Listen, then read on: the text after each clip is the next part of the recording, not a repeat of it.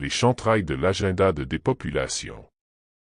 La géo-ingénierie avec les chantrails met en péril notre santé et provoque des catastrophes climatiques qui perturbent la production alimentaire.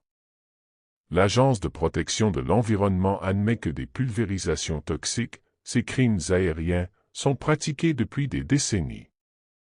La maladie d'Alzheimer, les famines artificielles et les armes météorologiques sont liées à l'agenda mondialiste de dépopulation. Ils nous ont menti pendant des décennies. Ils se sont moqués de ceux qui osaient lever les yeux et questionner les longues traînées anormales qui traversaient le ciel. Ils nous ont traités de paranoïaques, de dérangés, de délirants. Mais depuis le 18 juillet 2025, le masque est tombé et le PA, Agence de protection de l'environnement, a officiellement confirmé ce que beaucoup mettent en garde depuis des années.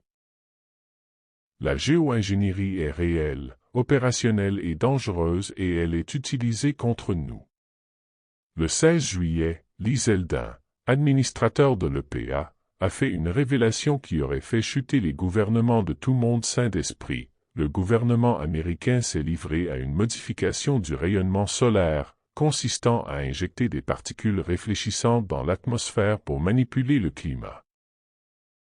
Du dioxyde de soufre, du nanoaluminium et d'autres composés ont été pulvérisés directement au-dessus de nos têtes sans notre consentement.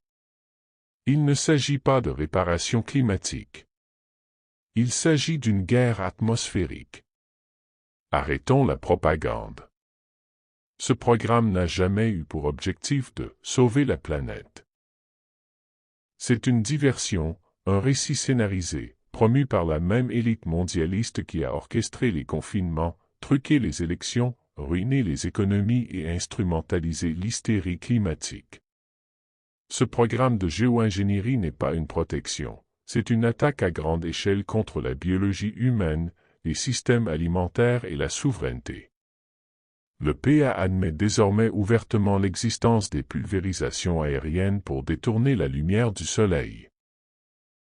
Ce qu'elle refuse d'admettre, mais qui est désormais indéniablement clair, c'est que ces cocktails chimiques ne modifient pas seulement la météo. Ils altèrent notre corps.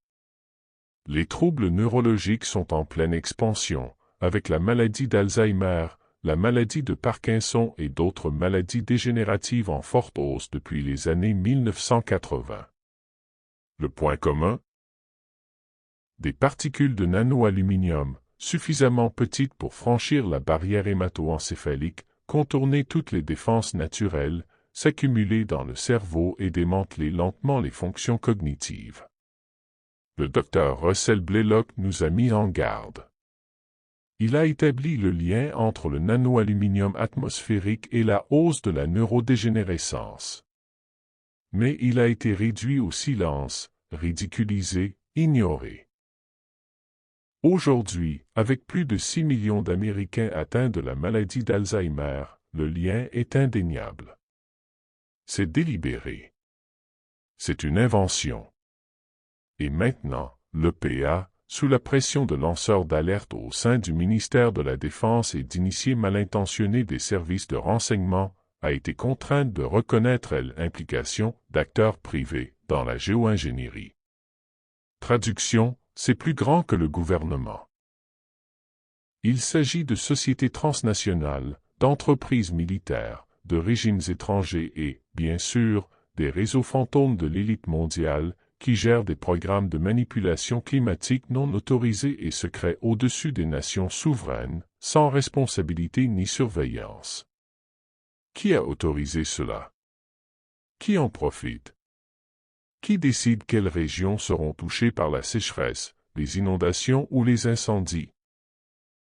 Les mêmes marionnettistes qui ont poussé l'agenda 2030 du Forum économique mondial, qui ont saboté l'indépendance alimentaire américaine, qui ont truqué les marchés, déclenché des armes biologiques et qui veulent maintenant microgérer la lumière du soleil elle-même. Il ne s'agit pas d'événements isolés. Ils sont liés. Les sécheresses artificielles en Californie, les inondations en Europe, les étranges tempêtes de grêle en Arabie saoudite, les incendies de forêt avec des résidus de termites tous imputables aux retombées de la géo-ingénierie. Il ne s'agit pas de météo. Il s'agit d'une démolition contrôlée des systèmes naturels de la Terre pour forcer la soumission à un nouvel ordre mondial fondé sur la monnaie numérique, la notation sociale et les confinements climatiques. Et quel est le rôle de l'EPA dans tout cela? Complicité. L'initiative de transparence de Zelda n'est pas une révélation, c'est une fuite contrôlée. Une confession orchestrée destinée à amortir le choc avant que le public ne se réveille complètement. Il affirme que la SRM à grande échelle n'est pas une réalité.